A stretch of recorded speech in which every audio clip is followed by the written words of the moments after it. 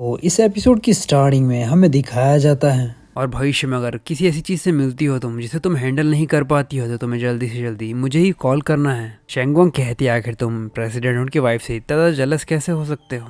जुनजिन कहता है आखिर तुम क्या बड़बड़ा रही हो। शेंगोंग कहती है क्या हो अगर तुम बिजी हो और तुम मेरी मदद न कर पाओ तो। जुनजिन कहता है इस चीज़ से कोई भी फर्क नहीं पड़ता कि मैं कितना बिजी रहूंगा, जैसे ही तुम मुझे कॉल दोगी मैं जल्दी से जल्दी वहां पर आ जाऊंगा, तो इस बात को अपने दिल में रख लेना और वापस जाकर इस सेंटेंस को कॉपी करना 100 बार। उसकी बात सुनकर वो घबराती कहती हाँ। इसके बाद हमें घर को दिखाया जाता है जहाँ पर उन्होंने ड्रेस चेंज कर ली होती है। शेंगोंग को वो स्टडी रूम की तरफ ले जा रहा होता है। वो उसे कॉपी देता और कहता है इसे जल्दी से लिखो, जो मैंने तुम्हें कहा था, ये हमारी फैमिली का एक रूल है। शेंगोंग भोला सा चेहरा बनाते हुए कहती है आखिर मुझे ये सब कुछ लिखना ही क्यों है, और आखिर इस प्रकार के लॉ के बारे में मुझे पता क्यों नहीं है जो कि तुम्हारे फैमिली के बारे में है। आखिर तुम इन चीजों को इतना ज्यादा अजीब क्यों बना रहे हो। जुनजुन उसकी कोई भी बात नहीं सुनता और वहाँ का दरवाजा बंद कर देता है।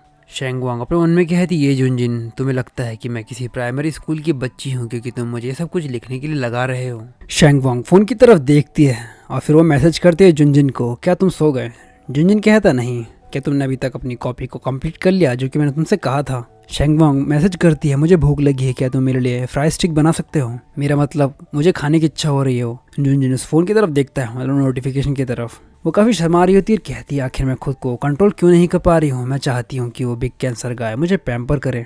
तभी उसके फ़ोन पर दोबारा नोटिफिकेशन आता है अगर तुम्हें भूख लगी है तो तुम्हें पनिशमेंट दिया जाएगा, अगर तुमने अपनी उस राइटिंग को कंप्लीट नहीं किया तो, और तुम्हें कुछ भी खाने के लिए मंजूरी नहीं दी जाएगी। शेंगवांग उस नोटिफिकेशन की तरफ देखती है और उसका मूड ही खत्म हो जाता है। वो कहती है आखिर इस कैंसर गाय ने अपना असली चेहरा दिखाई दिया। मैं चाहती थी कि वो मुझे पैम्पर करे लेकिन ये ऐसा होना ही नहीं था। तभी उसे बाहर से किसी प्रकार की आवाज़ आती है, वो सुनती है और वहाँ से निकल जाती है। वो सामने से जाकर देखती है तो हमें दिखाया जाता है जुनजिन को जो कि फ्रिज से कुछ निकाल रहा होता है। ये देखकर वो काफ़ी ज़्यादा शर्मा जाती है और वो कहती है नहीं ऐसा नहीं हो सकता, क्या सच में ये इतना आसान था। मैं ये सब कुछ बिल्कुल देख ही नहीं पा रही हूँ, मुझे ये बिल्कुल भी रियल नहीं लग रहा है। और ये सोचते हुए अपने कमरे में दोबारा वापस चल जाती है। तभी कुछ देर के बाद जुनजिन वहाँ पर आता है, उसके दरवाजे पर नॉक करता है। शेंगवांग कहती है क्या तुमने नहीं कहा था कि तुम कुछ भी कुक नहीं करने वाले।